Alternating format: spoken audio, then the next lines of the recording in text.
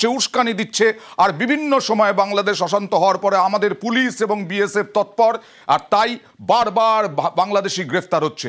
আজকেও নদিয়ার হাঁসখালিতে দালাল সহ 5 জন বাংলাদেশি গ্রেফতার। কথা বলবো প্রতিনিধি রঞ্জিতের সঙ্গে। রঞ্জিত, কি করছিল এরা, কোথায় যাওয়ার চেষ্টা করছিল?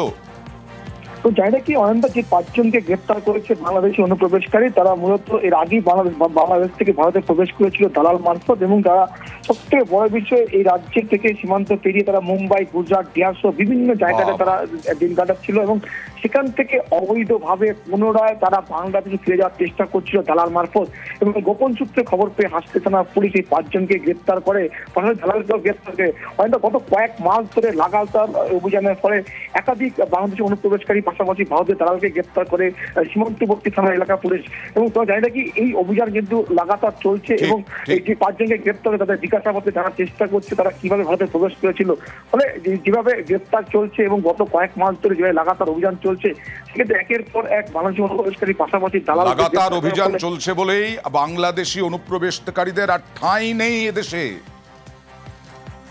আর স্থলপথ বন্ধ করে দিয়েছি আমরা, স্থলবন্দর পেট্রাপোল বেনাপোল সীমান্ত বন্ধ করে দিয়েছি আমরা, যার ফলে বাণিজ্যে একেবারে ভয়ঙ্কর অবস্থা, ব্যবসা বাণিজ্যে বাংলাদেশের। এবার জলপথ ব্যবহার করতে হচ্ছে। গোসাবায় দেখা যাচ্ছে বিভিন্ন জায়গায় এই জলপথে বাংলাদেশি জাহাজের আনাগোনা বেড়েছে, আর এই জাহাজের আনাগোনা বাড়ায় আতঙ্কও রয়েছে, অনুপ্রবেশের আশঙ্কা রয়েছে, এবং তাই সুন্দরবন হয়ে ঢুকছে বাংলাদেশি পণ্যবাহী জাহাজ, আর তাই জাহাজের আড়ালে অনুপ্রবেশের আশঙ্কা।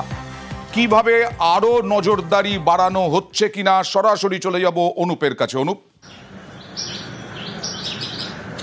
দেখো, ইতিমধ্যে কিন্তু প্রশাসন সূত্রে যেটা আমরা জানতে পেরেছি যে বাংলাদেশ থেকে অনুপ্রবেশ কিন্তু গত কয়েক মাস আগেই কিন্তু অনুপ্রবেশকারীরা এসেছিল এই দালালের মাধ্যমে। সেখানে কিন্তু পুলিশ যথেষ্ট সজাগ ছিল, সেই কারণে বেশ কয়েকজনকে কিন্তু পুলিশ আটক বা গ্রেপ্তার করেছিল।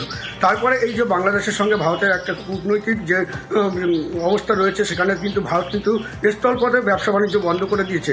সেই কারণে বাংলাদেশ থেকে ইতিমধ্যে স্থলপথ বন্ধ করে দেওয়ায় জলপথ তারা ব্যবহার করা শুরু করেছে।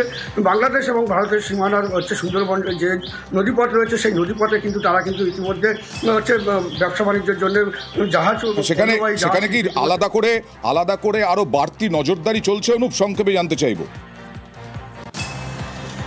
হ্যাঁ, ইতিমধ্যে কিন্তু কোস্টাল থানা পুলিশের পক্ষ থেকে যেমন নজরদারি চালানো হয়েছে, অতিরিক্ত নজরদারি অন্যদিকে বিএসএফ এর পক্ষ থেকে নজরদারি চালানো হয়েছে, যাতে করে না এই যে বন্দরে যে সব হচ্ছে জাহাজগুলি আসছে বা যে পণ্যবাহী জাহাজগুলো, সেগুলোর মধ্যে যদি কোনো কিছু থাকে সেগুলো কিন্তু তদন্ত করছে এবং সেখানে পরীক্ষা নিরীক্ষা করছে, যাতে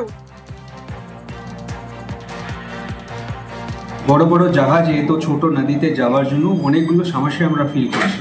যে নদীগুলোতে ও জাহাজগুলো যায়, ওখানে এমব্যাঙ্কমেন্ট আর যে আমাদের ফরেস্ট এলাকার যে গাছগুলো আছে, ওখানে এরোশন অনেকটা বেড়ে যাচ্ছে।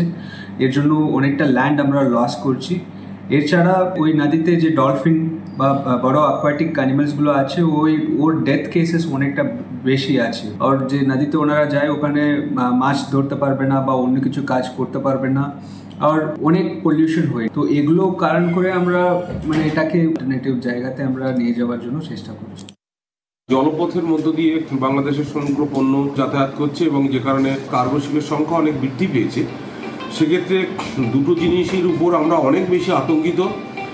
এক নম্বর, যে দোদুল্যমান পথ দিয়ে এটা যাচ্ছে, সেটা সুন্দরবনের মানুষের পক্ষে অনেক বেশি আতঙ্কের কারণ সন্ত্রাসবাদী সহ অনুপ্রবেশ ঢোকার সঙ্গে সঙ্গে নদী ভাঙন প্রবণতা বাড়ছে। আগামী দিনে যাতে এটা বন্ধ হয়, সবার দৃষ্টি আকর্ষণ করব।